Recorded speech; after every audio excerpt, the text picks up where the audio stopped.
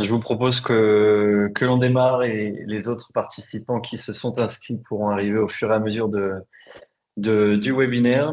Et c'est parti. Donc, ce webinaire sur l'industrie 4.0 organisé en collaboration avec la French Tech Est, comment intégrer l'énergie dans ses process industriels et dans le développement de son activité.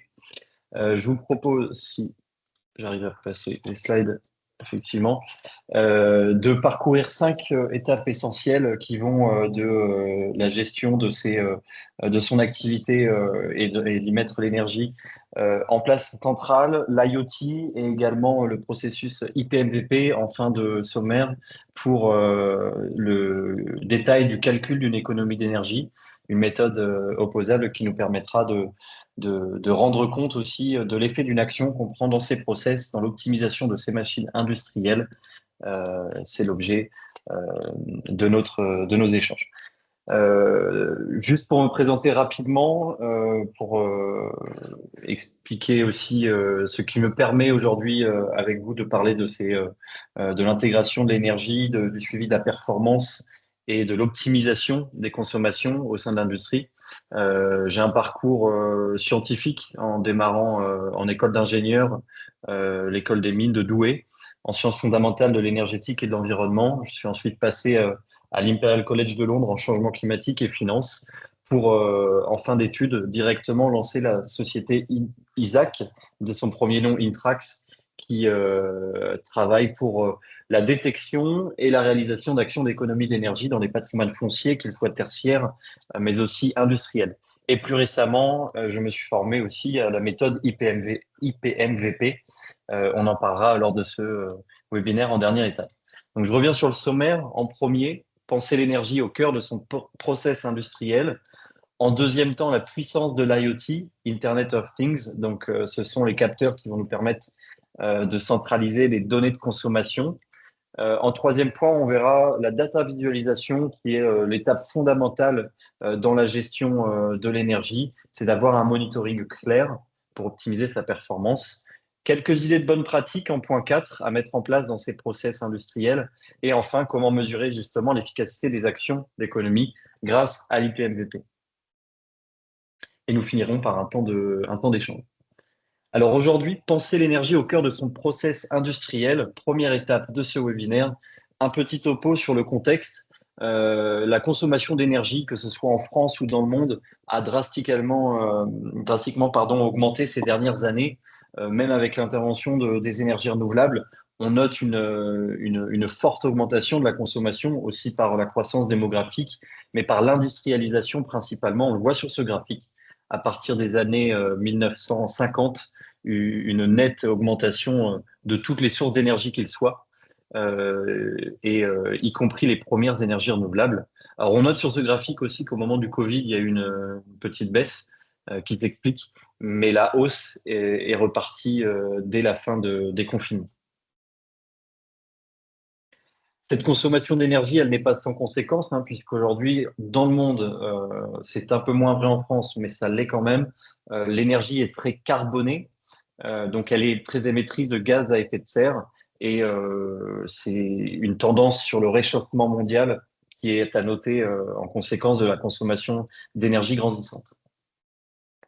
Pour vous donner quelques chiffres sur le tertiaire et l'industrie, pour vous donner ces deux chiffres-là, sachez que dans le monde, alors c'est un chiffre de 2018 et la tendance est à l'augmentation, le tertiaire représente 22% de la consommation d'électricité finale et l'industrie, la part la plus importante, donc qui justifie amplement qu'on se retrouve aujourd'hui pour parler de ce sujet, c'est 42%. En France, c'est 59%, le tertiaire plus l'industrie pour l'électricité et 45% pour le gaz. Donc là aussi, des postes de consommation importants et donc des leviers d'économie, que ce soit électrique, gaz, mais CO2 aussi, puisque on vient de le dire, l'électricité et le gaz et leur consommation génèrent de gaz à effet de serre. Ce sont des leviers essentiels pour réduire l'impact de son entreprise, de ses process. Je vous propose une clé de lecture pour cette partie-là, qui est celle que vous voyez à l'écran, qui est l'équation de Kaya. C'est une notion intéressante parce que elle n'est pas tant mathématique que ça, mais c'est comment en fait tout est lié de l'intensité de production d'un pays à l'intensité d'émissions carbone.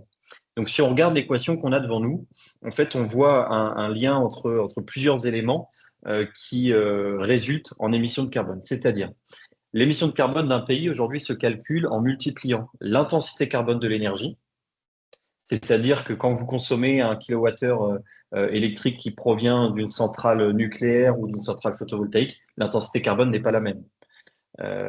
Et encore pire pour des centrales thermiques ou qui sont plus émettrices en carbone lorsque vous produisez un kilowattheure. Vous multipliez cette intensité carbone de l'énergie à l'intensité énergétique de la production. Donc là, c'est quand vous allez produire une unité de ce que vous vendez, de ce que vous commercialisez aujourd'hui, il y a un certain kilowattheure qui est consommé par unité de production, qu'on continue à multiplier par le PIB par habitant et par la population. Donc vous avez les unités en dessous, ce qui fait que cette équation nous permet d'avoir un lien direct entre les émissions carbone d'un pays, sa population, l'intensité de son énergie, l'intensité de sa production, et puis le revenu par habitant. Et donc cette clé de lecture est pour moi intéressante parce qu'on y voit deux postes d'action. En bleu, c'est réduire l'intensité énergétique de la production, c'est l'objet de ce webinaire. C'est comment sur nos sujets industriels, on peut réduire la consommation d'énergie. Et en deux, en rouge, c'est réduire l'intensité carbone de l'énergie. Donc c'est passer à des sources d'énergie plus propres et moins carbonées.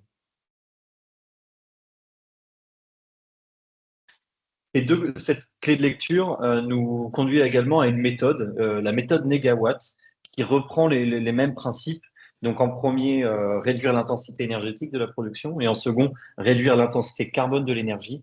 On le retrouve sur cette méthode, qui est aussi connue des professionnels du secteur et dont vous avez certainement déjà entendu parler. Donc sur le premier poste d'action, réduire l'intensité énergétique de la production, on va parler de sobriété et d'efficacité. Et pour réduire l'intensité carbone, on va parler de mix énergétique et d'adoption de sources d'énergie plus propres.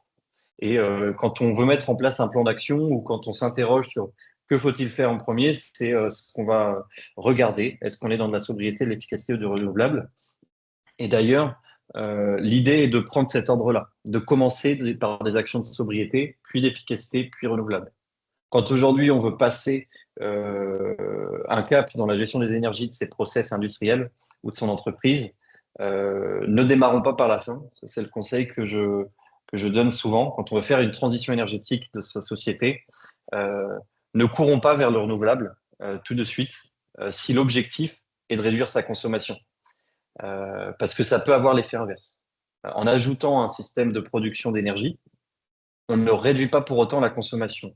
Donc démarrons par des actions de sobriété qui se définissent par réduire le besoin, puis des actions d'efficacité pour un même besoin, améliorer le rendement ou réduire la consommation pour atteindre le même besoin. Et enfin, quand on a épuisé, je dirais, le panier de possibilités de ces deux premières solutions, passons au mix énergétique. Alors, tout peut se faire en même temps, mais n'oublions pas les deux premières. C'est là le message que je souhaite passer. C'est sur ce petit contexte et pourquoi l'énergie est un facteur clé de succès et d'impact dans vos process industriels que je vous propose maintenant de passer à la seconde partie, qui est la puissance de l'IoT.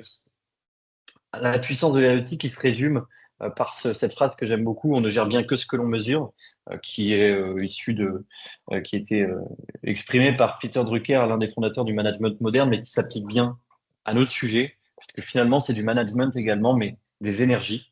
On ne gère bien que ce que l'on mesure. Et donc pour mesurer, on a différentes possibilités et je vais vous en parler maintenant. Alors aujourd'hui, quelles données sont nécessaires quand on veut mettre en place un suivi précis et efficace de ces consommations d'énergie dans ces process industriels? On va avoir sur la partie gauche de ce que vous voyez à l'écran les données de consommation et de production des distributeurs, Enedis, GRDF, qui couvrent la grande majorité du territoire français. C'est une première étape dans l'accès à la donnée de vos consommations d'énergie, que ce soit pour une machine industrielle, pour un circuit, un poste précis dans votre entreprise.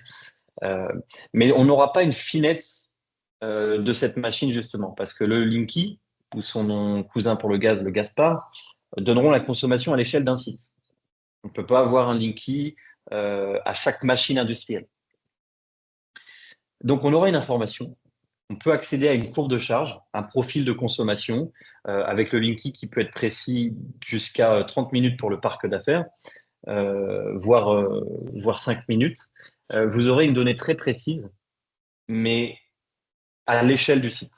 Et donc, si vous voulez avoir une donnée qui est précise à l'échelle d'un équipement, d'une machine industrielle, alors je ne connais pas vos activités pour ceux qui suivent le webinaire, mais si c'est dans le recyclage, une cisailleuse, une compacteuse par exemple, il va falloir posséder un capteur de consommation d'énergie sur le poste de consommation de cet équipement. C'est-à-dire, c'est sur la partie droite de l'écran, un sous-compteur.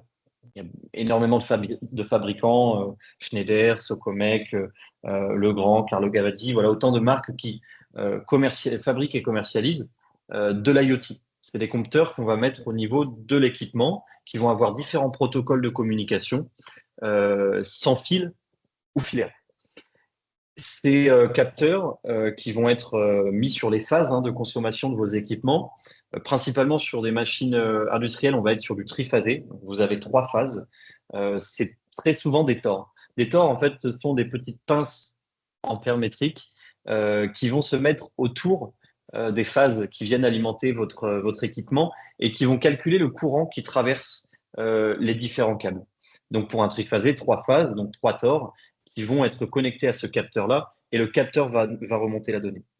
Il y a différents prix, donc différents fabricants, et on peut venir mesurer différentes grandeurs.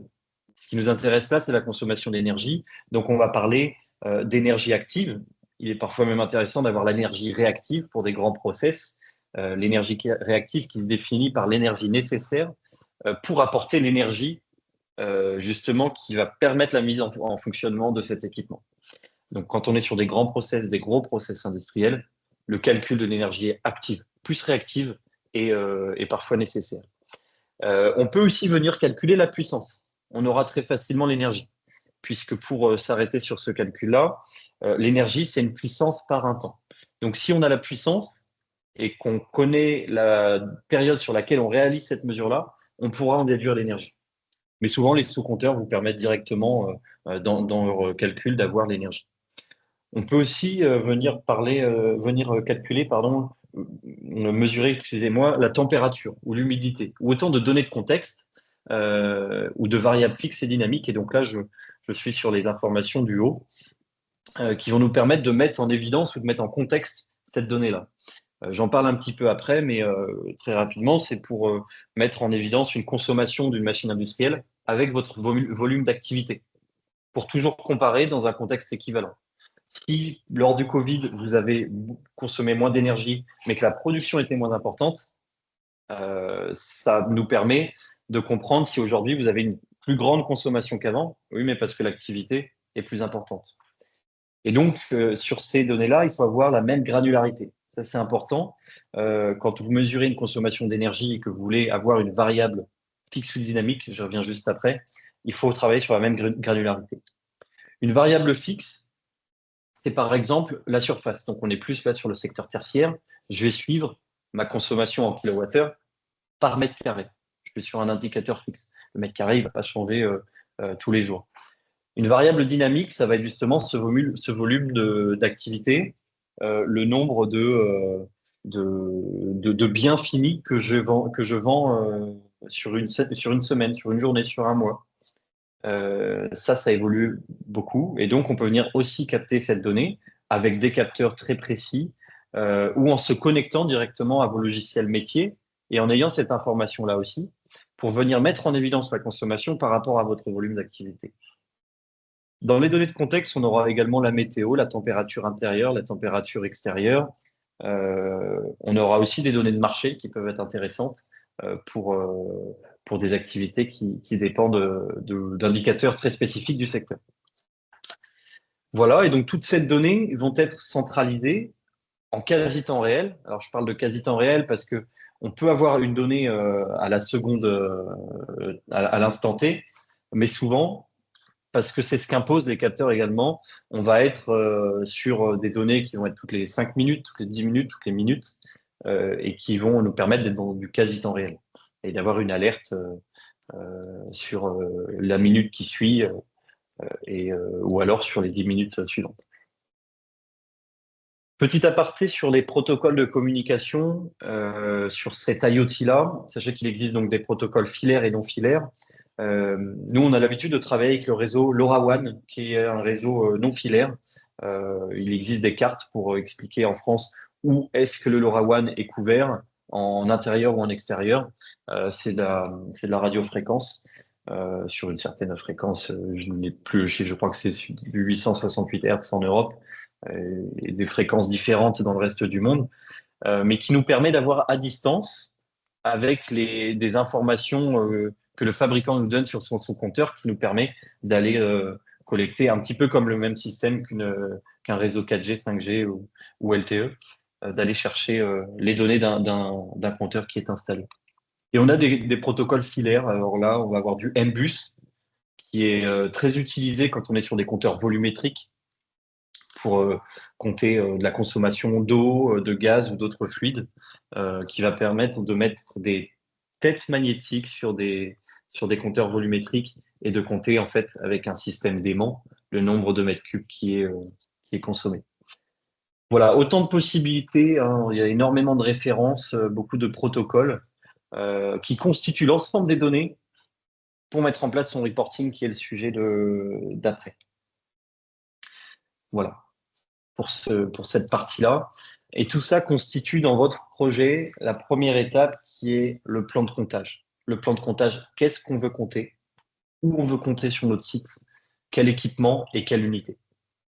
Et donc, c'est le sujet. Maintenant, dans les données énergétiques qui constituent le principal de la data qu'on veut venir chercher, la question à se poser, c'est à quelle échelle? À l'échelle de mon bâtiment, si c'est un site de production qui a voilà, 80% de sa consommation, c'est mon process industriel, je peux me contenter peut-être du Linky ou du Gaspard. Si par contre, je mélange du tertiaire, du process sur mon site et que le Linky ne me permettra pas une vue fine de ma consommation liée à mes process industriels, eh bien, je peux me dire que c'est la machine industrielle qui est mon unité à mesurer. Et donc, il faudra passer par de l'IoT. Et ça peut être un circuit, un poste. Ça peut être toute l'aile gauche de mon bâtiment qui est ma ligne de production. Donc, c'est la première question à se poser. À quelle échelle je mesure? Et ça va me permettre de sélectionner dans mon plan de comptage à quel niveau je souhaite aller. Et les données de contexte. Ensuite, ce qu'il faut se poser, c'est qu'est-ce qui fait varier ma consommation? Est-ce que c'est mon activité? Dans des process industriels, c'est très souvent le cas. C'est le volume de mon activité qui dépend qui fait varier ma consommation. Plus je produis, plus je consomme. Et à contrario, si le week-end, mon usine est fermée ou mon process est en pause, peut-être que la consommation, le système n'a pas de mode veille, il est carrément éteint. Et donc, on définit comme ça une donnée d'activité qui vient influer sur la donnée de consommation. Les données de secteur, c'est là des données contextuelles qui ne sont pas forcément à mesurer chez vous, mais qu'on peut avoir sur de l'open data, sur des bases de données plutôt publiques à grande échelle qui vont nous permettre de mettre en évidence votre consommation par rapport à une donnée de secteur. Donc là, pour vous donner quelques exemples, il faudra connaître peut-être dans les moments de questions les activités que vous exercez. Et puis la météo, comme je l'ai expliqué, on est plus sur le tertiaire, par exemple pour les circuits de chauffage, mettre en évidence le kilowattheure par rapport à la température extérieure quand on est sur des circuits de chauffage. Et parfois dans l'industrie, ça peut être utile également. Voilà, et donc comment déterminer en conclusion ces variables fixes et dynamiques? Et comment les choisir? Eh bien, on se pose la question, est-ce que voilà, c'est mon chiffre d'affaires qui peut faire évoluer, qui peut en tout cas expliquer une évolution de ma consommation? Est-ce que c'est mon activité? Est-ce que ce sont mes effectifs? Le kilowattheure par employé aussi peut être intéressant quand on a beaucoup de fluctuations en termes de personnel sur place. S'ils sont vraiment s'ils ont un impact sur la consommation à l'instant T de vos sites. Est-ce que c'est les matières premières au moment où je les consomme, au moment où je les fais venir chez moi, et puis l'unité de vente aussi qui peut être intéressant. Donc tout ça va permettre de créer un KPI, un indicateur clé de performance, kilowattheure par quelque chose. Dans le milieu du champagne dans lequel on travaille, on peut suivre le kilowattheure par bouteille vendue ou par bouteille produite. Ça nous permet voilà, de mettre en évidence la consommation par rapport à votre activité. Et c'est là la clé du suivi de l'énergie dans vos process industriels. C'est d'arriver à trouver votre indicateur. Alors, il peut être multiple. Ça peut être voilà, le kilowattheure par bien produit, par DGU, qui est un indicateur très spécifique à la condition météorologique, et vice-versa. Mais quand vous avez déterminé votre indicateur clé de performance, vous en serez sûr dès l'instant où vous l'aurez affiché sur un graphique et vous verrez que la fluctuation, effectivement, est cohérente. Et pour aller plus loin, ce qu'on fait aussi, c'est qu'on va faire des régressions linéaires entre différentes bases de données pour déterminer la variable, si la variable dynamique est effectivement cohérente d'être suivie pour le suivi de votre performance. Voilà, là, je ne vais pas m'attarder là-dessus. C'est globalement ce que j'ai expliqué pour déterminer son périmètre, son objectif et ses indicateurs. Où se situe l'IoT, donc cette captation de la donnée avec ses différents compteurs, son IoT et ses compteurs généraux, c'est vraiment la première brique. Avant de mettre en place un suivi des consommations, démarrons par un plan de comptage, sachons quelles données on veut, à quel endroit dans notre site et avec quel indicateur. Et ensuite, on passera à ce qu'on appelle l'énergie management system, ou en français le système de management énergétique, le SME. Il existe une norme d'ailleurs, ISO 50001, si vous mettez en place ce genre de sujet. Et une fois que vous avez la data, c'est ce genre de logiciel qui va vous permettre de faire du reporting régulier, d'avoir des alertes, de prendre des décisions éclairées et de prendre, voilà, de présenter des rapports à vos équipes ou à la direction d'une entreprise. Et ensuite, sur la base de ces logiciels et de ces rapports, on a les applications. Ça va être de la rénovation, ça va être peut-être du changement d'équipement, de l'amélioration d'un équipement. Mais c'est vraiment cette chronologie-là, la donnée, l'IoT, l'analyse et l'application. Voilà, donc ça c'est aussi ce que je vous expliquais, trois niveaux de collecte possibles, hein, les compteurs généraux, l'IoT, sans fil à l'échelle d'un réseau public comme le réseau Orange sur LoRaWAN par exemple, et les grands projets de sous-comptage où là on peut avoir des passerelles avec des protocoles plutôt filaires comme je vous parlais, le MBus, le Modbus, BACnet et autres. Voilà un exemple aussi de comment la donnée est captée. Donc on met des sous-compteurs là où il est judicieux de les placer. Parfois il faut nécessiter un boîtier passerelle, un seul sur site qui peut aller chercher plusieurs dizaines, plusieurs centaines de sous-compteurs et qui va remonter en réseau, en GSM. Souvent on est sur des passerelles qui possèdent une petite clé 4G et qui va renvoyer cette donnée-là sur des serveurs et les serveurs soit internes de chez vous pour que vous ayez la donnée et que vous puissiez la traiter, soit sur les serveurs des sociétés comme Isaac qui proposent des systèmes de management de l'énergie et dont vous pouvez être utilisateur si c'est des logiciels que vous n'avez pas en interne.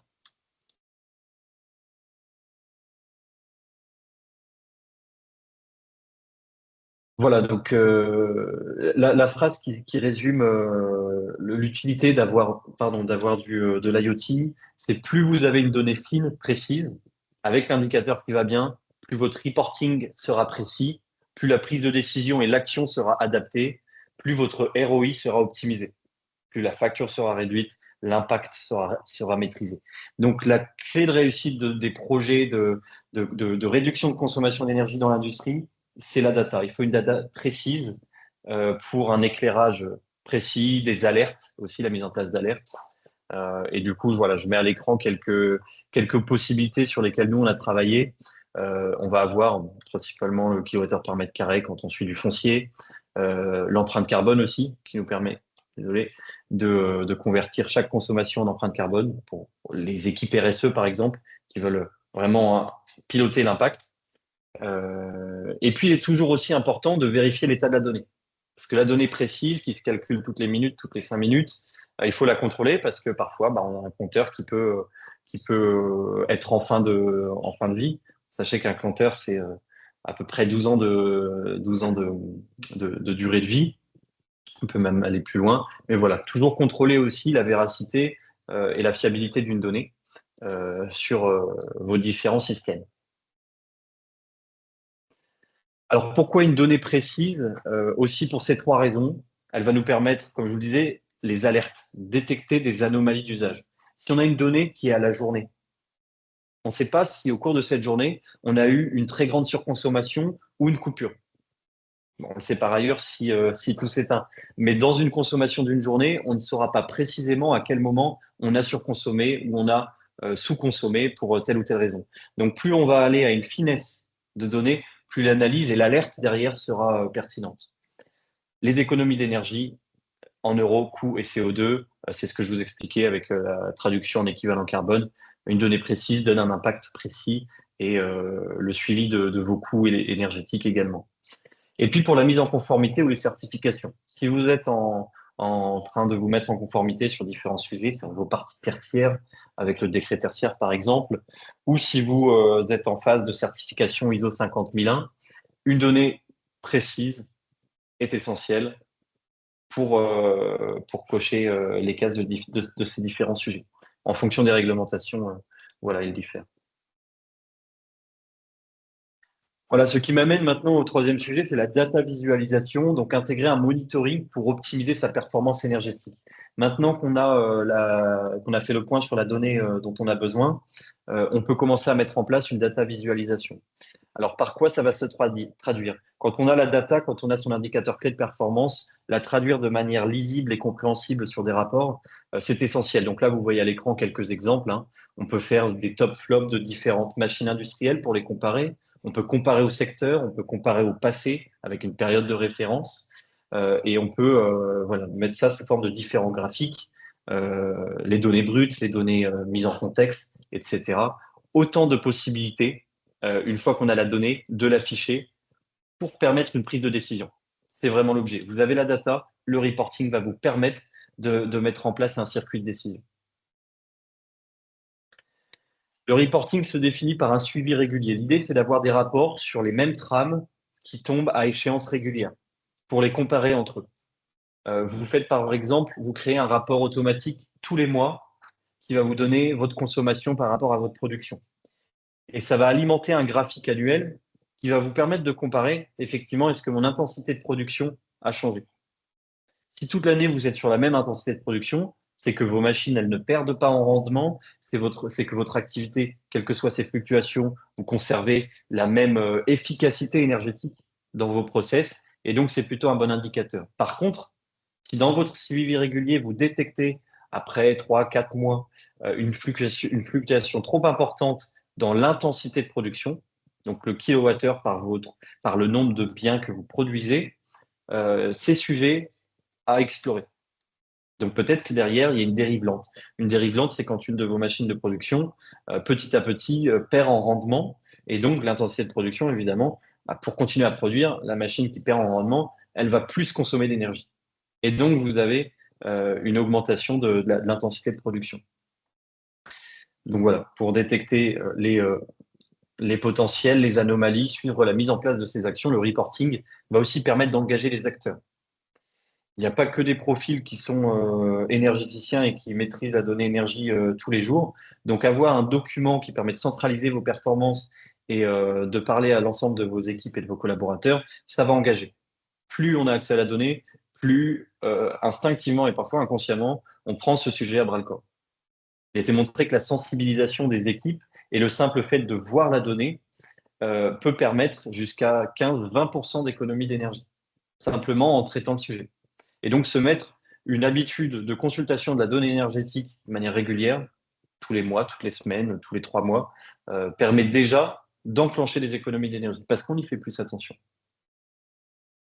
Et donc pour ce reporting, un outil, le système de management de l'énergie, et une méthode, je vous en parlerai après, la méthode IPMVP. Et une méthode avant celle de la fin, c'est la méthode PDCA. Elle est intéressante quand on met en place un reporting, quand on met en place des actions, parce qu'elle va nous permettre de toujours contrôler. Et donc, c'est cette habitude que je vous invite à prendre. C'est Plan, Do, Check, Act. Planifier les actions de contrôle ou d'économie d'énergie. Tester ces actions, les contrôler, les adapter s'il faut. Et continuer cette roue infinie quand on veut réduire ses consommations d'énergie. C'est assez important. TDCA, toujours contrôler ses actions et les adapter aux besoins. Les acteurs de l'énergie management et du reporting sont les suivants. Donc, justement, sur cette méthode TDCA, on va avoir le responsable. Il est important dans la gouvernance d'avoir identifié quelqu'un qui est responsable d'une action ou d'un périmètre, de l'atteinte d'un objectif, puisque c'est lui qui va planifier et contrôler l'action. Ensuite, il y a les acteurs. Ça peut être la même personne qui va, avec une petite faute d'orthographe, vous m'excuserez, ils vont réaliser l'action et l'adapter et la stabiliser si besoin. Et puis l'énergie manager, qui peuvent être dans des grands patrimoines de différentes personnes, mais qui peut aussi être sous le même responsable. C'est celui qui va animer le sujet de la sobriété énergétique et de l'énergie dans les process, avec les responsables et les acteurs. C'est aussi le fort de la force de conseil et d'expertise sur ces sujets-là au sein de l'entreprise, qui peut globaliser les actions liées à l'énergie. Zoom sur quelques fonctionnalités qui sont essentielles dans un reporting énergétique. Alors, j'en ai sélectionné deux. L'implémentation et le suivi de plan d'action et les modules de reporting personnalisés. Celui de droite, c'est la conclusion de ce qu'on vient de dire. Quand on met un reporting, l'idée, c'est de ne pas passer plus de temps, toujours dans une optimisation de ROI, c'est d'avoir en place des reportings personnalisés sur lesquels on travaille au démarrage pour bien configurer ce qu'on attend, leur production automatisée et que ça tombe dans notre boîte mail à tel ou tel moment pour avoir l'ensemble des informations et prendre une décision. Et l'implémentation et le suivi du plan d'action, bah, c'est l'étape d'après. D'ailleurs, j'aurais pu les inverser, puisqu'une fois qu'on a ce reporting et qu'on prend les actions, bah, l'idée, c'est de suivre le résultat d'une action. On a vu ces dernières années énormément de sociétés qui ont mis en place des plans de sobriété, des plans d'efficacité énergétique sur leurs process, sur les parties tertiaires, mais cela n'a pas été forcément tout le temps suivi. Et donc, on ne sait pas le résultat d'une action. Est-ce que le changement d'un équipement dans votre process a eu l'effet escompté? Si on ne vient pas calculer derrière, on ne le saura jamais. Et donc, on ne saura pas estimer aussi le ROI de cet investissement-là. Voilà, et donc j'en viens à la quatrième partie, les bonnes pratiques à mettre en place dans son process industriel. Alors, vous m'excuserez par avance si ce n'est pas adapté à votre secteur, parce que le secteur industriel, il y en a autant qu'il peut y avoir d'entreprises sur ce secteur-là. Mais voilà, je démarre par un exemple de risque. Si on ne prend pas en place des actions, on a vu hein, l'augmentation des coûts, les réglementations qui se multiplient et la volonté d'avoir un impact, ce triptyque qui nous pousse à maîtriser l'énergie dans tous nos process. Je vous donne deux exemples, Duralex et Cofigeo, le groupe qui possède notamment William Sorin. Par l'augmentation des coûts, ils ont dû fermer certaines de leurs industries. Ça leur coûtait moins cher en fait de fermer. Et donc, ce sont des fermetures de production totale sur toute ou partie de leur activité. L'augmentation des coûts a été drastique, hein, fois 6,5 pour Duralex, fois 10 pour Cofigeo, ils sont passés de 4 à 40 millions d'euros de factures énergétiques. Et l'optimisation de leur process industriel d'un point de vue énergétique, alors je ne connais pas ces sociétés, peut-être ont-ils déjà fait beaucoup de choses, mais pour vous montrer qu'une optimisation peut aider à réduire, quand l'augmentation des coûts impacte, une optimisation de la chaîne d'un point de vue énergie peut aider à baisser cet impact. Donc je reviens sur la méthode négawatt, on se souvient sobriété, efficacité, puis mix énergétique renouvelable dans cet ordre-là, et c'est très important. Et à ces trois catégories d'actions, j'en ajouterai une. C'est en point zéro, c'est les actions stop gaspillage. On se rend compte qu'énormément d'énergie est consommée à des moments où elle ne devrait pas, où elle n'a pas besoin d'être consommée. Et donc, avant même de parler de sobriété, on peut tout simplement parler d'arrêter le gaspillage. Des consommations d'énergie qui n'ont pas lieu d'être, euh, que nous ne voyons pas au démarrage. Hein. C'est donc là tout l'intérêt d'avoir un reporting, d'avoir un suivi régulier.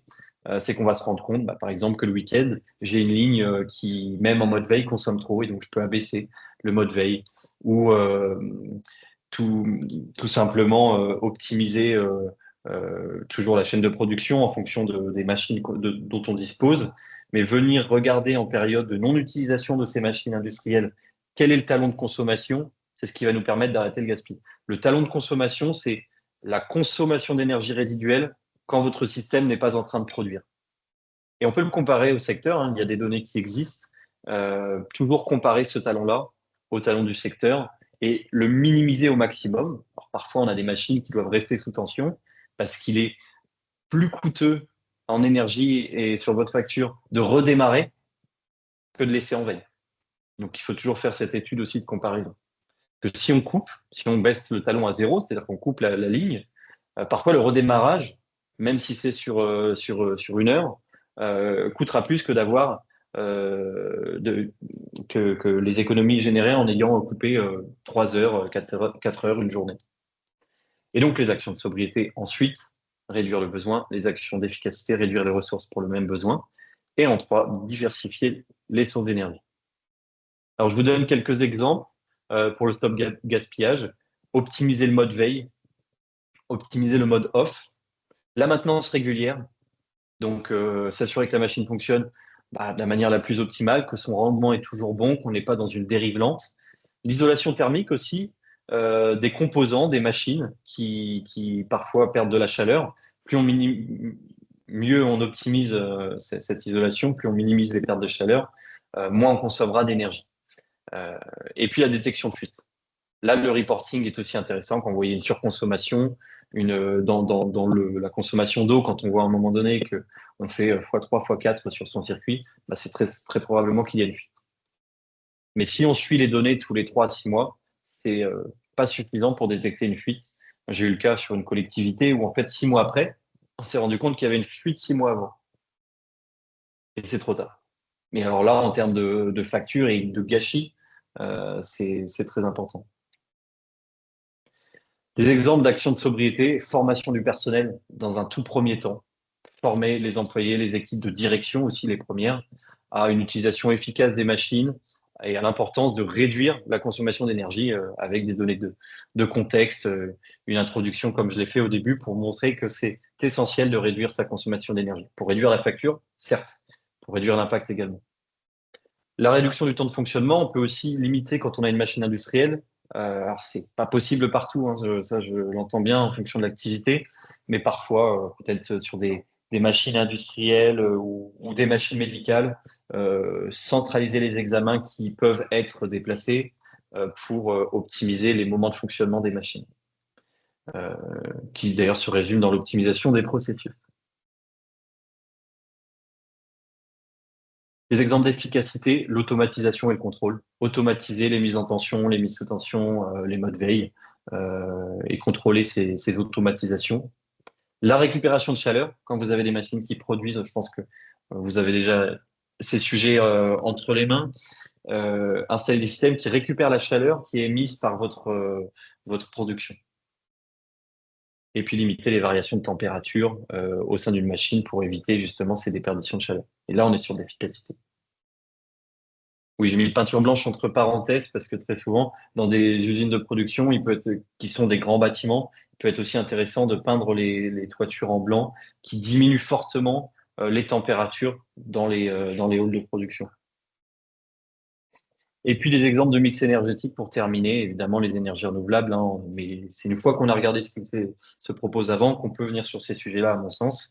Alimenter une machine avec des sources d'énergie renouvelables. La cogénération aussi, qui est un sujet en forte croissance, et puis le stockage d'énergie, qui est un sujet assez costaud également, mais qui peut permettre d'éviter certaines consommations. Et enfin, pour terminer, cette fameuse méthode IPMVP, puisque quand vous avez capté la donnée, que vous avez mis en place un reporting, que vous êtes passé à l'action, on peut terminer en calculant l'effet escompté, l'effet résultant d'une action d'économie d'énergie. Et cela s'appelle l'IPMVP. En tout cas, nous, c'est la méthode qu'on a choisie et à laquelle on s'est formé, qui veut dire Protocole international de la mesure et vérification des performances énergétiques. En 4 points, c'est planifier une action, mesurer, collecter le résultat et analyser. Ça rejoint un petit peu la méthode PDCA dont je vous parlais tout à l'heure, qui est plus une méthode qui peut s'appliquer à plusieurs secteurs. Là, l'IPMVP, c'est très précis sur le calcul d'une action qui vise à réduire la consommation d'énergie. Alors, il y a 4 options. quand on veut mettre en place une action. L'option A, c'est une mesure partielle. On ne va pas mesurer tous les indicateurs de performance dont je vous parlais au début. On en choisira un et on estime d'autres paramètres. L'option B, qui est plus fastidieuse, c'est on mesure tous les paramètres. Et on est ici sur des sites isolés, sur une machine par exemple. On va mesurer qu'auprès d'une seule machine. L'option C, ça va être la comparaison globale de la consommation énergétique. Et l'option D, c'est des simulations informatiques des économies d'énergie, qui est une option qui se base plus sur des théories et moins sur des données de terrain. Donc voilà, pour laisser un temps de questions-réponses, je vais aller un peu plus vite sur cette période-là, sur cette partie-là. Mais globalement, l'IPMVP vous permet de comparer l'instant T à une période de référence en essayant d'uniformiser les contextes avec les différents paramètres qu'on peut avoir de météo, d'activité, pour venir vraiment calculer de manière opposable une économie d'énergie suite à une action. Dans l'IPMVP, on démarre par un plan de comptage, un plan de MEV, de mesure et vérification, et puis ensuite une méthode de calcul qui va nous permettre d'évaluer ces économies d'énergie avec un seul objectif, évaluer avec précision la réduction des consommations d'énergie qui sont générées par une action. C'est un travail qui nécessite parfois de l'ingénierie énergétique, donc du temps homme d'un ingénieur sur ces sujets-là, mais qui peut, par un logiciel, faire gagner aussi beaucoup de temps par l'automatisation des calculs directement sur un outil. Voilà, avant de terminer, je voulais aussi faire un point rapide sur les aides possibles. Sachez que si vous mettez en place des actions d'économie d'énergie, si vous adoptez aussi de l'IoT, ces capteurs, vous pouvez faire appel à différentes aides, que ce soit de l'État, des régions dans lesquelles vous êtes, de BPI France, les certificats d'économie d'énergie aussi en ligne de proue. Et pour l'ISO 50001, sachez qu'il existe également une aide qui est plafonnée à 20% de vos dépenses énergétiques, qui peut vous aider à financer l'adoption de capteurs, de prestations d'ingénierie ou autres dans le cadre d'une certification. Voilà, il nous reste 12 minutes. Je vous propose, si vous avez des questions, de me les poser. Avec plaisir, j'y répondrai. En tout cas, je vous remercie pour le temps accordé et j'espère que ces informations vous ont été utiles ou en tout cas vous seront utiles dans l'intégration de l'énergie dans vos process industriels.